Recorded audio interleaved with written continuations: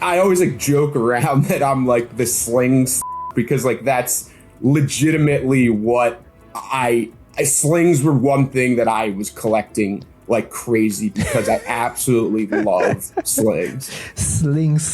I think you should utilize that word for your next thumbnail or whatever it might be. Hello everyone, welcome to another isMono podcast. And today I have the pleasure to have Zach from Vision Swell as my guest. Thank you so much for taking the time, Zach, and being here in this early hour on your end of the world and joining me. How are you?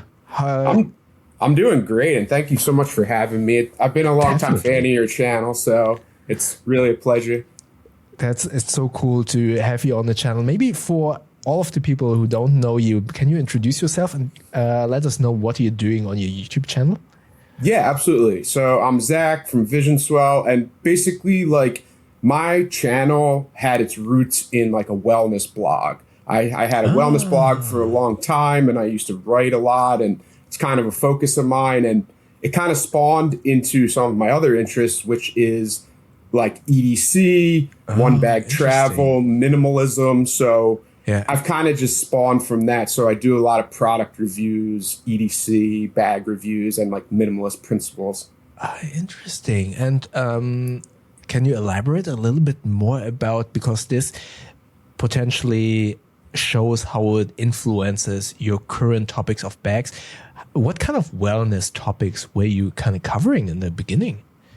Yeah, so a lot of things like how to be more intentional in your life, some of the minimalist principles. Like, I'm not one of those people that's an insane minimalist, meaning like I count that I have 50 shirts or something. Like, it's not like that. It's more practical, where it's like, do I use the things that I own? And if I don't, then I get rid of them. And, you know, a lot of the topics were like how to do volunteer work, how to like, give intentional gifts and meaningful gifts, and like defining your relationships and boundaries. And it's kind of like I'm going back to school right now, changing careers, even though I just turned 40 in social work. So it's kind of like it's imparting parts of those interests as far as like. That's so cool that you changed career path. And I applaud you for that. So much respect for that, because I actually know a couple of people who are so miserable at their jobs, or not at their jobs. They're good at their jobs, but in where they are in, they're so miserable. And I'm always kind of asking them, do you really want to stay in that place? Don't you want to change? And they are so afraid of changing where they're at, and therefore I think what you're doing to kind of make the decision to change career path, it's amazing. Kudos to you. That's really cool, and especially going into the social aspect of life, I think that's amazing. Yeah, I that's why I really resonated with your channel too, because you always say how you're like a cinematographer and videographer and such, and like my undergrad degree was in film, and I worked a little bit in it. Like after graduation, I worked for like the NFL, and I worked for some other stuff. And it's like, I didn't like working professionally in it as much. So that's why I kind of just, I was in digital advertising for like over a decade. And I just, to your point, I just hated it. So yeah, I can understand that at some point you get a little bit frustrated, especially when it comes down to advertising and media and stuff like that. Yeah, it's understandable. I think this is actually, looking at where you're coming from, this might be a cool segue, because you mentioned intention. On your channel, you talk a lot about reducing, be it your bag collection, your wallet collection. Can you maybe go into that a little bit, or elaborate on that? What actually sparked that urge, and why potentially you could kind of recommend that to other people? Because I feel like this is a good conversation starter, not necessarily only about bags, although the bag enthusiast world, we tend to kind of collect a lot of bags, but I think this could translate very well to other areas of life. So what exactly sparked that urge to kind of minimize your collection? Yeah, it's been a wild ride because right before I started this channel, I had gone through this huge purge. So as you can see from the Chrono trigger stuff and some of the stuff around me, like I love 80s, 90s pop culture, video games, advertisements. I had this massive collection of toys, Ninja Turtles, all kinds of stuff. And That's awesome. It sat on a shelf and it just started to like get to me. So I ended up selling like almost everything and only keeping very little. Like I have my Super Nintendo games, I have a couple little art pieces and stuff, and that pushed me down that path. And then when I started the channel, I was just like reviewing my own gear. I wasn't really working with brands and all this stuff. And then now that the channel has had a little bit of momentum, you know, I'm still like on the micro level, but like I've worked with a lot of brands now. And I just started accumulating, as I'm sure you understand, like so many backpacks, so many slings. Like I had so much stuff. And I was just like getting overwhelmed with the consumerism of it all. And all my reviews are honest, but I held on to stuff just to do comparisons or whatever. And like it just started to really get to me. So I got to a point where I was like, I need to like practice what I preach as far as this minimalism stuff, even as a product reviewer. So I need to decide a hard boundary of like, what am I keeping? Do I actually use it? Which ones matter to me? And I just decided to just like do that. And it was influenced honestly from talking to my wife as well as Alex from Out in the Lights, who I know you had on before. But I was like, I really need to just like minimize my collection. He was like, just do it. And I was like, all right, well, okay. Then I just started doing that.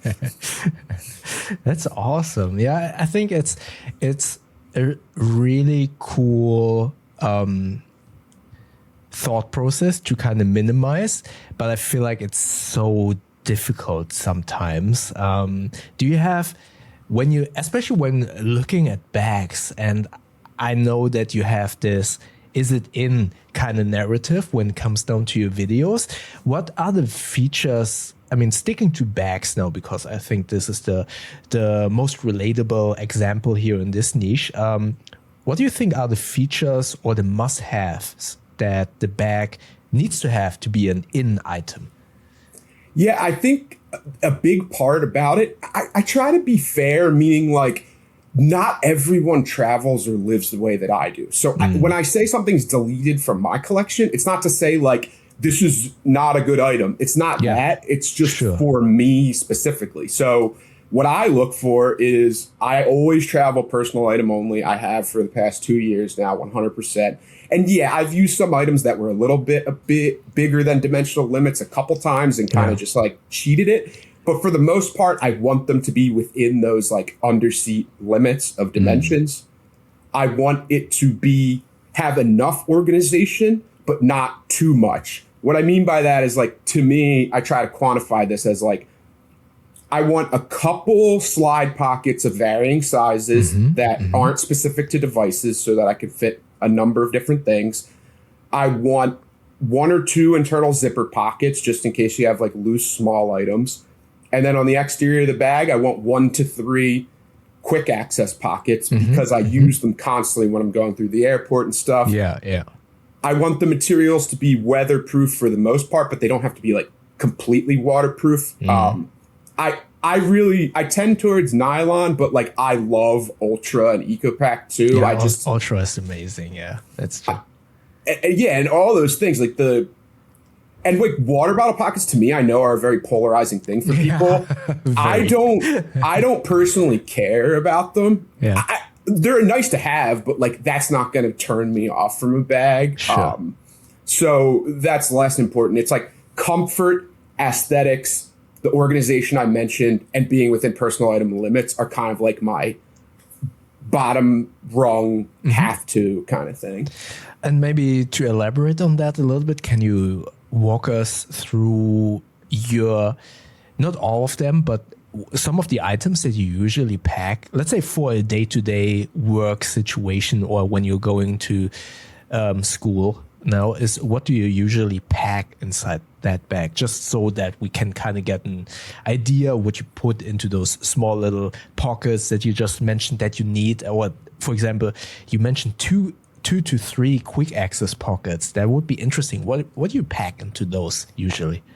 Yeah, so 2 to 3 quick access pockets, that's typically like my regular EDC items, which it depends on where I'm going. If I'm traveling, I'm not bringing all these things, but if it's like to school or to like go out for the day, typically I always have my wallet, obviously, keys, and I've gone over like my whole key setup and everything, phone. I always have at least one battery backup just for emergencies. I usually will have like an EDC knife depending on where I'm going. If I'm going like inside a school or somewhere that's not cool, then no, but most of the time I have like some kind of blade on me just for like opening packages, that kind of stuff. And then I usually have a tech pouch of some sort to have like charging cables, my like power brick or GAN charger, whatever. I always have over-the-ear headphones, my laptop, and I really like those like rollerball mice that have like the thumb ball on them because they're really good for travel, and I've used them for years and I'm so used to it now. Rare, very rare. I think I've only seen those in like music studios, but no one else uses them for some reason. I found such joy. I use it for gaming and everything. Oh, for gaming? Yeah. It's just something about how you can get that inertia when you like flick your thumb. You can move the mouse cursor like really fast, and I've gotten so used to it. And then like it was started out as an ergonomic thing, like just not putting strain on your wrist. I was just about to say that so many tech channels talk so much about ergonomics, yet no one uses those kind of mice.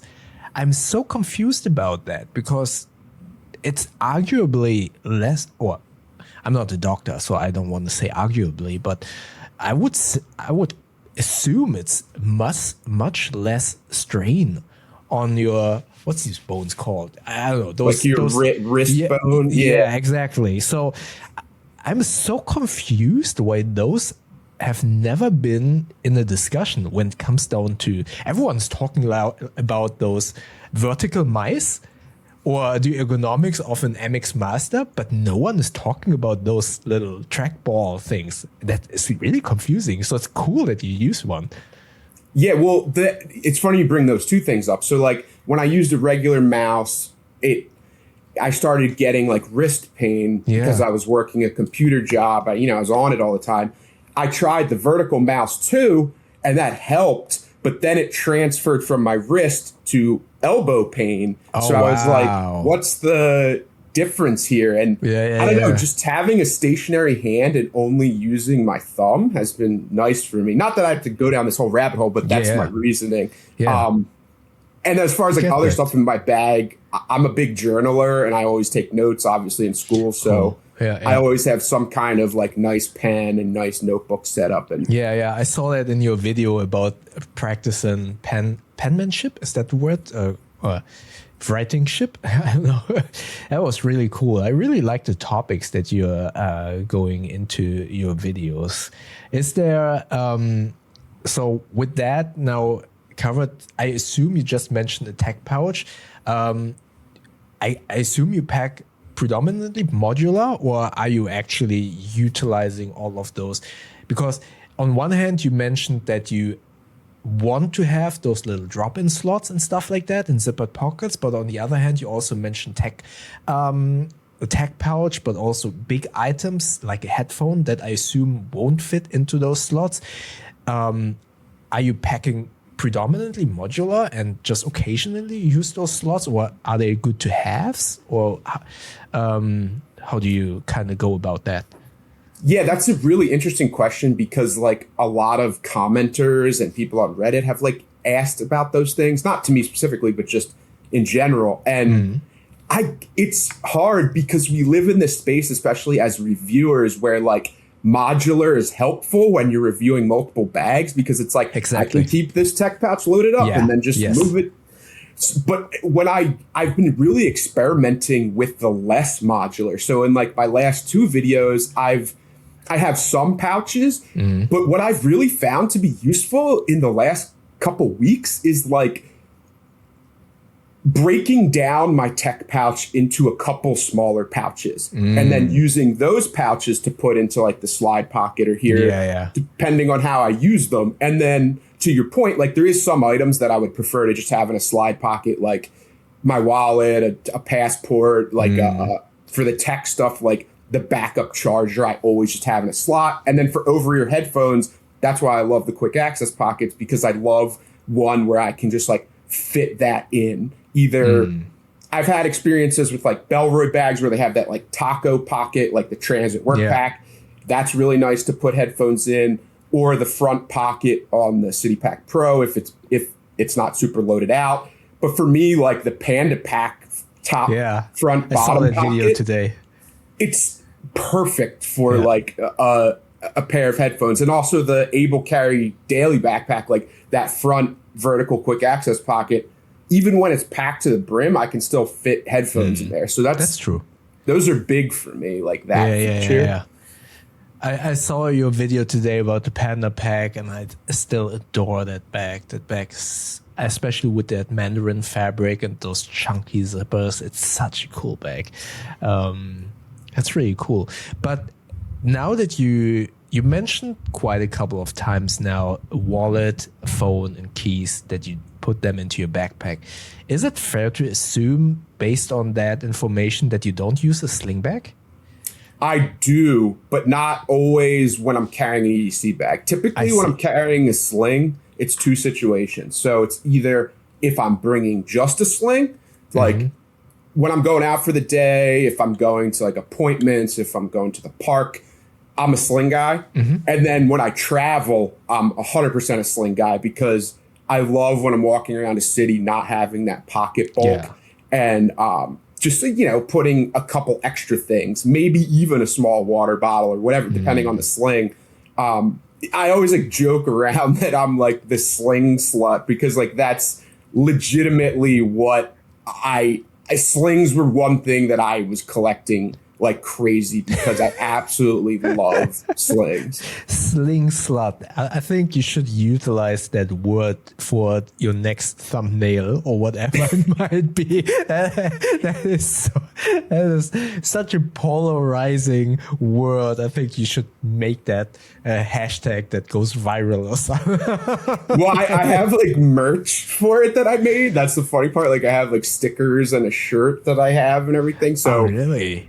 I think like funny. I know it's a polarizing word, but to me, it's like if I'm self-referential, it's inoffensive. That's how I see it. Honestly, I think that is. I think it's so funny, because especially if you are not in the space that we are in, and especially with some male demographics who still scoff at the idea of a sling bag and the idea of, oh, that's just a man purse or whatever, which I think is ridiculous in my humble opinion.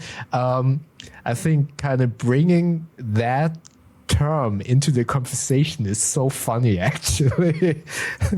Well, you bring up such a good point, because I've had that with like my Held Closely bag or other slings. Like people always like, oh, your man purse. Like I've seen comments, and it's just, I hate that so much, because this is the reasoning I use. If you look at the history of mankind and the history of carry in general, satchels and stuff like that. Exactly. Every society since cavemen have carried a satchel. So like that is such a ridiculous argument, asking, first of all, the whole like masculine versus femininity of bags thing is weird anyway. But like saying that it's a feminine thing is just stupid to me, because that's like, no, it's not. It's always been a thing for everyone, because it's useful. And even if so, why should it bother you? That is something that I just don't understand. If you don't like it, then you don't need to do it. So why do you need to rain on someone else's parade? It's stupid. But how is that in Germany for you? Because I know like in the UK and especially in like Southeast Asia, like everyone wears slings. Like in Yeah. America is the only place where people are like weird about it. So is that like in Germany, are people like generally wearing slings a lot? Yeah. Okay. Yeah. Basically, many people do, especially, I would argue, I mean, we are already at the point where you can pay everywhere with digital payment methods, but it doesn't always work. And there are a couple of restaurants where they have a machine, but they would say, oh no, it's broken. You need to pay cash. So you need to have a wallet with you. And I would speculate that most people, or regular people, I mean, we in our space, we all have basically minimalist wallets, right? But most normal people, I've seen some people with wallets that thick, like 2 inches thick. And then obviously they need a sling bag, because if you put that into your pocket, it's either you sit like tilted wherever you are, or your big pockets look like you're very excited. So I do see a lot of people with sling bags. It's very normalized. So yeah, it's basically, I would say, whenever someone comments, I want to offend anyone, but most of the time it's from the US. And I don't really understand it that much. This masculinity thing, basing that on the bag is weird to me, but hey, to each their own, right? Yeah, and you bring up good points too about like why you would need a sling. I mean, I love having a wallet and things like that, like not in my pocket, and and it's safer when you're traveling to just have it right up against your chest. I can feel if someone's pickpocketing or whatever. Like it's very like much a safety feature too. Yeah, and I think there's this stupid argument, which to some degree I understand. Then people are saying something along the lines, oh, then someone is coming behind your back and cutting that and then runs away. But my argument then, my counter argument is, then at least you notice it and you can kind of at least decide, do you want to attempt to run after that person? When someone steals something out of your pocket without you noticing, I would argue that is even worse. So I would rather have someone somehow trying to get that sling bag from my body and I notice it, instead of someone stealthy stealing something out of my pocket. But yeah, fingers crossed that will never happen to me, hopefully. Yeah, and my argument to those people's comments is basically like, if someone cut a sling off my back, I would have a second to like catch the bag. Sure, that's very well. Yeah, but true. then doubling up, if the guy already has a knife and he cut my bag, I'm probably not going to fight him anyway. I'm just going to be like, take it. I'm not trying to like die over my sling bag. So it's like, hold on. I thought your second name is Action. Are you not Zach Action Vision Swell? What the hell is going on here? Yeah, like, I mean, that's like my whole thing with the Pacsafes I did recently. Like, they're cool bags, but at the end of the day, like, if my bag is locked down like Fort Knox and someone like has a weapon, I'm just gonna give it to him anyway. Exactly, so it's kind of like why I might as well just do like the Night Eyes locking carabiner and call it a day. I need to ask this, and I hope no one at the Pacsafe team, if they listen to this, is offended, and I'm sorry if you potentially are. It's beauty is in the eye of the beholder. What's your opinion about the look of the Pacsafe bags? So I think aesthetically they're very generic and boring, and I don't mean to offend them either, but like I think they're like very like dad bags. Exactly, right? And then the like locks and stuff are very like, they remind me of, this is a weird comparison, but they remind me of those like pass-throughs that were those like big chunky USB-C pass-throughs. Yeah. Like they just stick out from the bag, and I just totally, style-wise, not my thing. Yeah, I think they should like hire some designer who can kind of spice up their look, because that bag is a very good description of those bags. And it's a shame, because I think the feature is not necessarily something I'm looking for, but I can see people really liking that feature, but then be turned off by the looks of it. And it's a shame, because it's a very unique selling point that they have. But yeah, looks.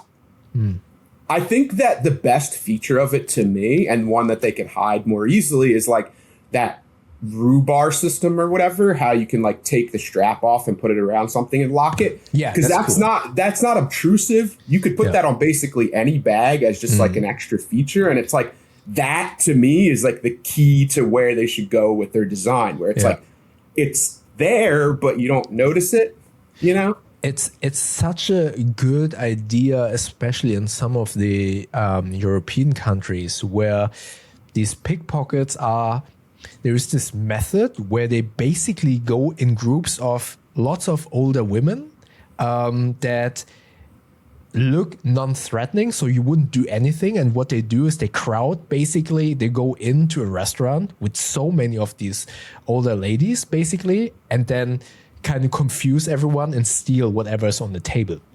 So that system would be amazing for those situations, because I would just lock my sling bag to the table where I'm sitting and eating, and I wouldn't be worried that someone tries to just walk away with the bag, probably pull the whole table with them. But I mean, that feature is amazing. Or if you are, I don't know, at the beach, for example, and you happen to have a seat next to a fence or whatever, and you want to go quickly to the water, that would be amazing. But these bags, they don't look attractive to me, unfortunately. And like, to your point, I mean, to me, it's the same way I feel about like, you know, security at your home or whatever. It's like, you don't have to be impenetrable, because that's impossible. Yeah. All you want to be is harder to get into than the person next to you. Like exactly. That alone will, like, thieves are people who want convenience in their theft. So like, exactly, if your bag is slightly hard to get into, they're just going to move to the next person. It doesn't have to be like locked, you know? Yeah. And let's segue to something a little bit more positive. So what's your current, let me know, what's your current favorite bag at the moment? So, I mean, honestly, the one I've been using the most, twofold. The one I've been using the most for travel has been the Panda Pack, because I just am in love with it. And in terms of EDC, there's something about, there's two, but it's like, the two in my collection that I love, the Able Carry Daily Backpack, I think is absolutely beautiful, functional for me. The regular or the plus? The regular. Okay. I like mine a little bit smaller, so it's been really nice for me. And then the Double Oak Wax Canvas one has been a newer pickup for me that made it in. And that's like, it's just something about the heritagey, I don't know, it's like, I'm getting so beaten down by like minimalist tech backpacks. Not that there's anything wrong with it, but it's just, I'm getting bored of them. And this Double Oak Essentials Wax Canvas backpack is like, for the price, the wax canvas is excellent. It has leather straps and metal accent. Wow. I love it. I'm so late to the party. I wasn't aware that, I only know the Double Oak wallets. I wasn't aware that they, hold on, I only know of the wallets. I didn't know they make bags now. That is so cool. It's a very heritage design, huh? It's kind of like Eastpak JanSport style, but cool. Exactly. Like an elevated, I kind of like how brands are doing those like elevated JanSport styles lately. That looks really cool. I didn't know. And the pricing is actually, considering for what it is, very competitive. Okay, interesting. Yeah, for the materials, like the wax canvas is really nice. And then you have like the leather carry straps and everything. And they're actually like really comfortable. And it has a nice sternum strap that's metal. And it's just like, there's something about it that like sparks joy in me. So it's been my alternate EDC bag. I use it like, you know, the Able Carry is probably like my go-to. And then the Double Oak is like when I want to look a little bit more fashionable. Interesting. How about the zippers on the Double Oak? They look, you know, I recently had a bag in the same design language that also had these zippers that seemed a little bit rougher, or just looking at the pictures look rougher. And I felt that they didn't move as smoothly as I would have liked. And these zippers on this Double Oak look similar? Are they operating smoothly, or are they a little bit more rougher? Let's say it that way. So I think I would compare it to a mix between two things. Like you have the super buttery smooth YKK on like the Pioneer. These are a similar size, and I think they might even be the same like size YKK zippers because they feel similar on the zipper pull and everything. Don't quote me on it, but like I think they're similar sized. But then the zipper track is similar to the ones that Belroy is using as on like the classic bag. So to your point, they're a little bit more metallic-y and like rougher on the outside, and they're not as smooth as the Pioneer, but they function just fine for me. Okay, cool. Yeah, I think I need to check that out. Thanks for the recommendation. It's really cool. So we talked a lot about bags, and for anyone listening, a little bit of a warn. I will put chapter markers in here, but I kind of want to talk about something else because I noticed that Zach is also into gaming, and specifically as some of the video viewers, or I will explain it to the audio listeners, in the back he has the characters from Chrono Trigger in the back. For those of you who don't know, it's a JRPG from, I would say, the 90s. Something. It was released on the Super Nintendo. And I kind of like to talk about these old games and stuff like that. So first and foremost, I would kind of like to know, what device are you currently utilizing to play games? Be it retro gaming or new games. What kind of systems are you utilizing? Yeah, so to break that down specifically, I have my at-home console for playing like Super Nintendo games. So I have my original Super Nintendo, but I found that the analog Super NT is amazing. It's an FPGA console, so it's not to go on nerd talk, but it's like, instead of when you use certain devices that are like emulation consoles that you plug a game into, like the Retron, for example. Basically, what that does is it creates like an emulated version of the game that you're playing on whatever device. So without cartridges. Exactly. So FPGA functions more like an original console. So like it's actually the electrical movement like through the chip and everything on the game. So it's like there's no input lag, and it's like a very like pure experience. So it's so nice because it has an HDMI out. You can also load games onto it on like an SD card and use regular original games, which is what I do on it. But do you actually notice the lag? Yeah. Oh, yeah. Yes? Oh, okay. Interesting. If you're using like especially if you're using like a newer TV. So if I took my regular Super Nintendo and I have like an RGB cable for it, and I plug it into my big TV downstairs, like, because of the way that it has to interpret the signal of like that, the aspect ratio of those games. Yeah. There's like a processing time in the TV when you're using an old console. So if you're doing like a super precise game, like, you're playing like an old shooter like R-Type or something where it's super twitchy, that matters a lot. For JRPG, who cares? But like for action games, it's pretty important. And then on the go, I use the Anbernic RG35XXH. So it's just, it's the one I've been using for a long time. I like the form factor, it's kind of like wide. Yeah, mine broke, unfortunately. Did you have the H too? Yeah, I had the H. That was the first one that I had. And it actually fell off my couch, I would say about a feet. So 30 centimeters or something. Also, no, a feet is, it should be 30 centimeters. Fell from the couch on a hardwood floor. And I don't know, it fell, I guess, a little bit weirdly. And then I had streaks on the display. I wasn't able to get it away. So I bought myself the RG35XX Plus. And that's the one that I'm using at the moment. But the horizontal version is great.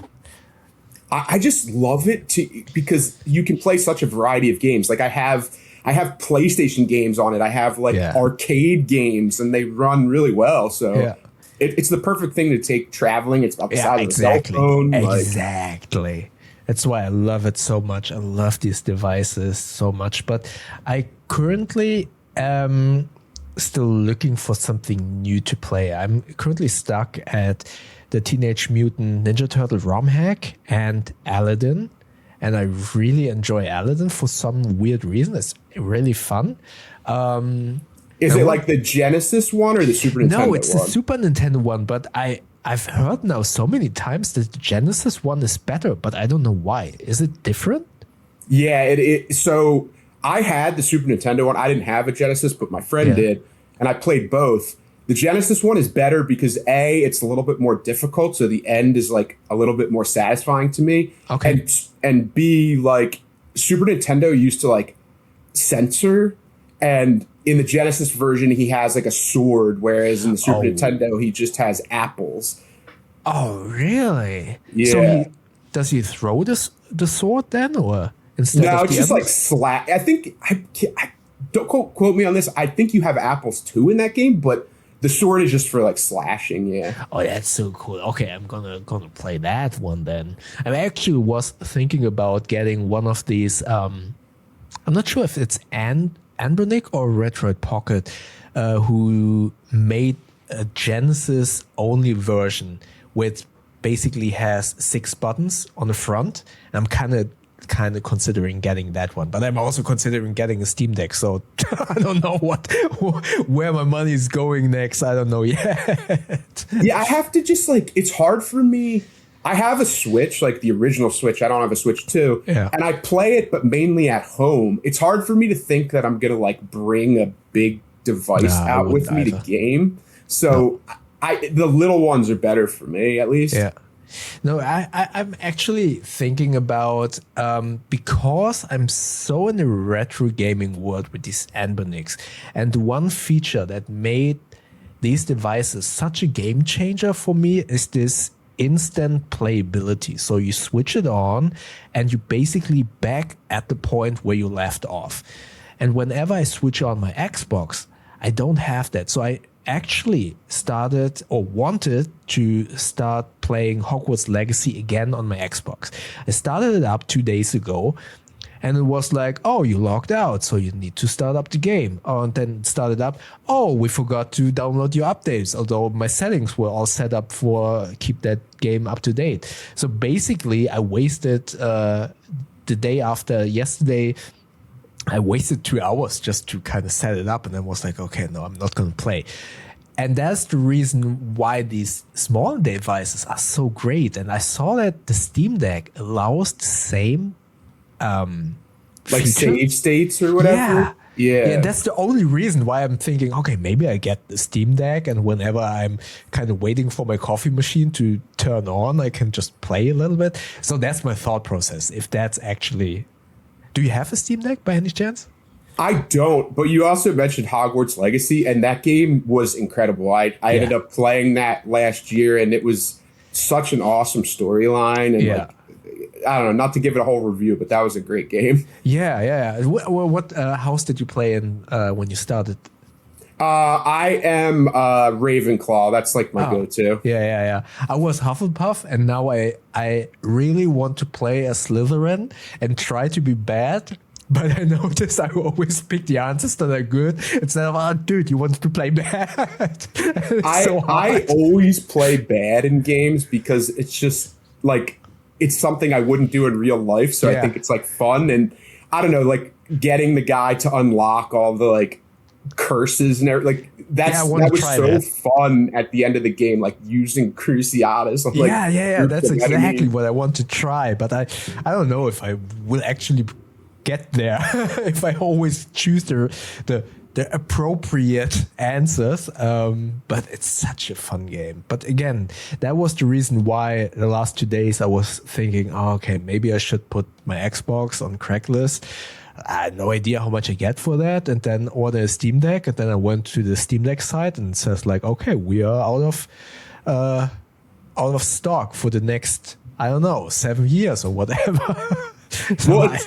It's funny you say that because like I'm mainly a PC gamer or like retro gamer now, but I played console for so long, and I have like the newest Xbox and everything. and I considered selling it because I never use it anymore. But like they don't sell for much, so I'm like, I might as well just keep it and use it as like a Blu-ray player, like whatever. Oh, you still have one with a disc tray? Yeah. Oh wow. Yeah, I'm the stupid one. I have that one that only downloads stuff, and I think that one is worth nothing, basically. Yeah, and it's like I have some downloaded games that I may still want access to, so it's like, I don't know. It's such a shame. I'm kind of missing, and now it shows the boomer in me probably, these times where you were able to sell your games. It's such a shame that I cannot do that. So if I sell my Xbox, I lose all of the games that I bought on the Xbox store. That's a shame. Back then, I could just take that, go to GameStop, although they don't exist anymore, and just sell that to get a new game. And now I'm like, okay, your digital games are basically lost now. And for people like us who appreciate like bags and things like that, it's like I miss the feeling of physical items. Meaning like, because we talked about Super Nintendo, and it also applies to music for me. So many good times in my childhood where like I bought an album or I bought a game and like an album, and I'm sitting in my bedroom listening to an album and like going through the lyric pages or the art. Exactly. And same with a game, like the old instruction manuals, like they were cool, right? They had art and like storylines. It was such like a better experience of like immersion into the game to like sit there and read it. Totally. I mean, I remember I played Final Fantasy 6 or 3 in US, I think. And when I started that up, I was actually a little bit confused. And then I downloaded the manual and I was like, holy crap, there's so much information that you need to play that game. And it's so beautifully kind of designed in a way going, okay, this character has these character traits and that's his or her backstory. And then here's your map. Without this map, you will be lost. And it's so cool. And it's a shame that we don't do that anymore. And and like, you would love this. I could send you a picture of this, but I still have my old strategy guide for that exact game. Wow. And it's so cool because all the character pages have like the original concept art for all the characters. And like, that's one of my favorite games of all time. So that's so cool that you played that recently. It's such an awesome game. Overall, those printed medias, I don't know if you remember that Nintendo, at least in Germany, I'm not sure if it was in US as well. There was the Nintendo Club where you got a magazine every month or so. And Nintendo Power. Yeah, that was so cool. And I miss those times so much because having that magazine, that this kind of feeling, okay, this is the new game that will come out next month. So I can ask my mom or my dad, okay, I want to get that Game Boy game next month. It's kind of lost today. It's basically this experience of going to a digital store and being so overwhelmed by all of the choices. And let's be real, I feel like the Nintendo game store is terrible. It doesn't give you proper kind of like description what this game is about. Then you need to push. I think that the web design is so terrible because you don't see pictures. You need to click on details, and then maybe you get some pictures, and it's terrible. And I felt the magazine back then was such a good tool to get you hyped in some of the games. And like the other aspect, I've talked to people about gaming because I've played like World of Warcraft over the last couple of years a little bit, and like everything's so meta in it now, meaning like people know everything about the game, how to min-max their characters, whatever. I miss those days when I didn't have the internet and I had to like figure out a game. Like that aspect of gaming is so lost where you just like have no idea what you're doing and you just like figure it out. Like that. I miss that, as well as the gaming magazines. I used to have like Game Pro and EGM and all that stuff when I was a kid. And like, I would get so hyped for like those games like you're talking about. And they had mini strategy guides. Exactly. It was just such like a fun read. Yeah, but to the listeners, don't get us wrong. It wasn't all good. I remember some of the games when you rented that at like Blockbuster. I think it was like either Terminator, one of the Terminator games. There was a point in that game where there was a bug or something. And don't quote me. I'm not sure if it actually was Terminator, but it was like a side scroller or something. And you couldn't finish it because there was a bug in the game and you were like trying to figure it out and you felt so stupid. And then years after, someone said, yeah, there was a bug. You went stupid. There was a bug and stuff like that. Obviously, I don't know. Does that happen nowadays in games? I don't know. But back then I felt like it did happen quite often. Well, now they can like patch it, but back then, of course. To your point, like especially renting games, that's so nostalgic for me because I would rent games based on like the cover and the back cover. Exactly, right? And 9 times out of 10, they were awful. Yeah. And it was like, this game looks awesome. And then I bring it home for the weekend and it's like, this sucks. Like, There were so many games. But I think Super Nintendo was such a great era. Restart. Which was your console of choice when you grew up? Super Nintendo. Like that was my first. Yeah. Me and my sister got it for Christmas when it came out, and that was my first console. And Chrono Trigger is my favorite game of all time. I replay it from scratch like once a year. That's like my game. I love that game. But I do wonder. I felt like Chrono Trigger is a great game, but sometimes when looking at especially these Final Fantasy games, the complexity of these games, especially Final Fantasy, with Final Fantasy VI in particular, where I'm not sure if they mention it in the manual, but some of these potions and counter potions, I would argue weren't properly explained either in the game or in the manual. Correct me if I'm wrong, but I feel like if you were like a 9-year-old kid, there was, in my mind, no chance that you would actually be able to finish the game because there's so complex things inside. I mean, or am I wrong? It feels like very difficult for a kid. It was something that I had to grow up to learn about. Like Chrono Trigger is a perfect example because of the rental thing we're talking about. So when I rented the game, there was a save on it that was like at the end of the game. And I remember beating it on someone else's character before like starting my own. Yeah. And that was a cool experience. But to your point, like I think Chrono Trigger is a good example of like, whatever, I don't have to give a full review here, but the downsides of that game are that it's not really that balanced and it's like kind of easy. But I kind of like that about it because it's a very like 20-hour or less game. You can kind of just like breeze through it, and the story's good, the music's incredible. Like it's just one of those. Final Fantasy is a little bit more like grindy, so like I love those games, but the systems are way more intense, to your point. And there's like things that you could make as a mistake if you didn't know. And it's like, oh, at this point in the game, you should have gotten this item and you missed it and you'll never be able to get it now. And it's like, oh, that sucks. Like, yeah, what is, as you just said, this grinding thing. I mean, you have, for those of you who never played that game, you basically have experience point, which is pretty much normalized in games nowadays, but they also had AP points. I forgot what AP stood for. And if you are a kid, I feel like you were grinding all of the way, only getting XP points and neglecting AP points, and then and then you want to finish the game, and then you can't because your characters are basically worthless. And yeah, I really wonder, because I was struggling a little bit in the beginning to understand, okay, what are these points for? And fortunately, we have Google nowadays and Google Gemini. But as a kid in the 90s, I was actually wondering if any of those... let me rephrase that.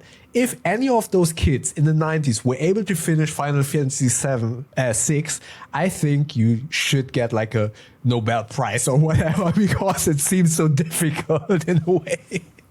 Yeah, like that's why people bought those strategy guides, because it wasn't... Yeah, that's true.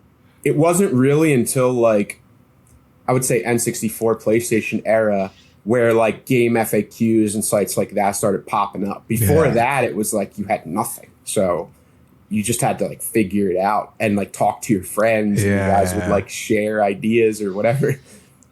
And so let's talk a little bit about, because you and I are in that scene, but let's say I had no idea about this retro gaming stuff, and I come to you and I say, okay, I kind of want to dabble into gaming. I'm a casual gamer.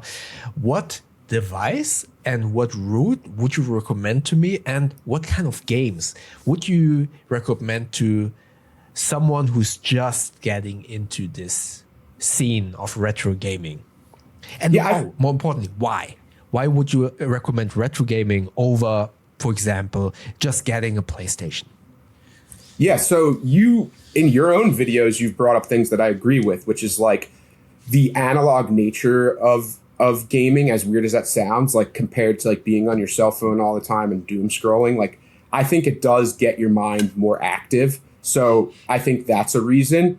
And number two, it's more approachable when it comes to like time constraints, because today's games, it's like, to your point, they either have to update or it takes forever to like get into the game. And it's this whole, like an open world game is like thousands of hours of content versus like an old game, you know, you could do like 10, 20 hours and you're fine. And as far as games I would recommend people start with, it depends on your style, but like the easiest to pick up to me would be like puzzle games, like a Tetris, Yoshi Cookie kind of thing.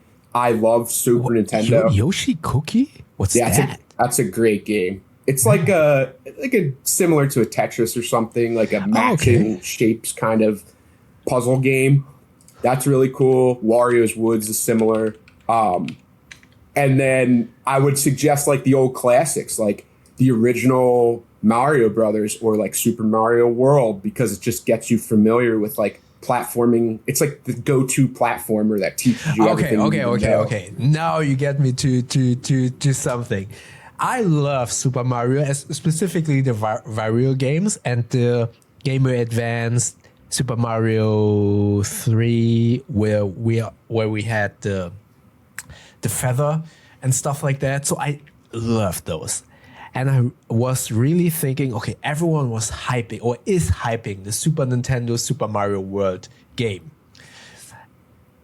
And maybe it has something to do with my Anbernic RG35XX Plus, but I do feel like that the Super Nintendo version compared to the other like Game Boy or Game Boy Advance version is very floaty and feels like skating on ice. I find it so difficult, and I'm not sure, is it a skill issue or is it actually very floaty and not as precise as everyone makes it out to be? Or is my device to blame? What's your opinion on that? I would say it's the emulation, because like when I was a kid, there's a great, like I said, I'm a YouTube nerd. There's a guy called The Gaming Historian, and it's one of my favorite.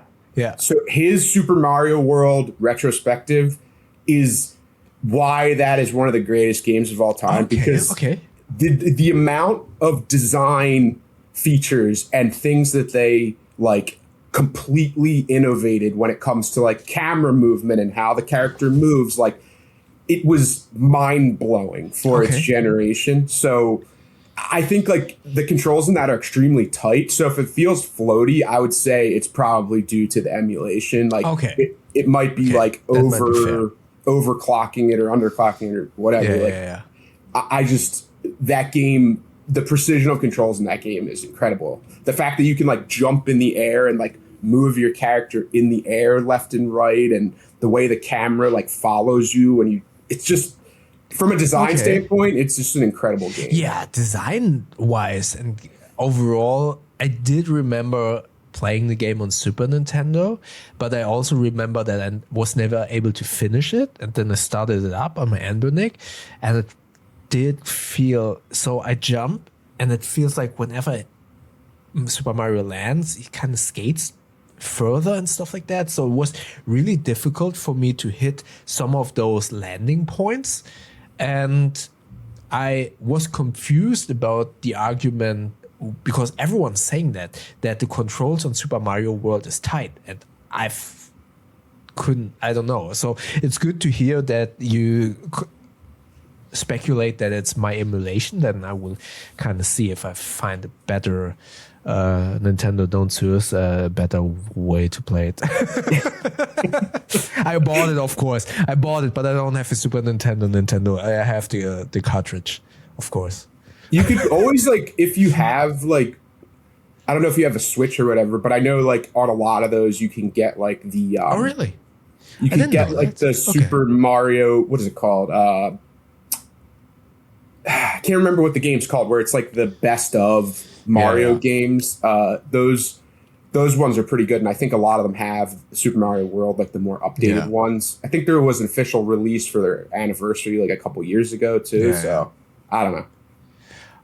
Okay, all right. That was a huge departure from the backward, but thank you so much for kind of letting me talk with you about this kind of topic, because it's I don't know. I think gaming is so much fun, and I believe more people, the older they get, they should play video games. It's again, such a stupid argument. Oh, you are over 40, why are you playing games? Or, oh, you are a male, why are you wearing a sling bag? Because it's fun.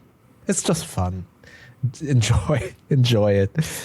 All right, I don't want to take up too much of your time. Where can people find you? So I'm at Vision Swell on YouTube and also Instagram. So those are my primary platforms. So follow me on either one of those. And I also wanted to mention before we go that you're my wife's favorite YouTuber. So thank you so much. When I sit downstairs and watch TV, like I'll oftentimes have the YouTube app on my TV and be scrolling through stuff. And whenever she sees your new video, she's just like, "Oh, put that on!" Like she's a big Bo fan. Bags as well. That's so cool. She does. She just likes your personality, honestly. Oh, thank you so much.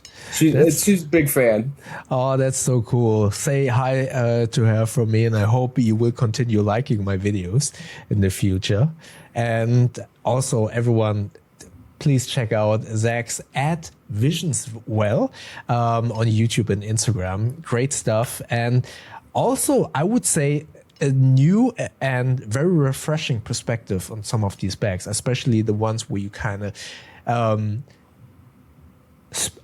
analyze if that bag is in your collection or not, because I really like that approach to kind of review the bag. So that's really cool. All right, Zach, thank you so much for your time. And everyone, thank you so much for listening. And maybe comment below if you have any questions, or if you are into retro gaming as well. Let us know what's your favorite current game. Thank you so much.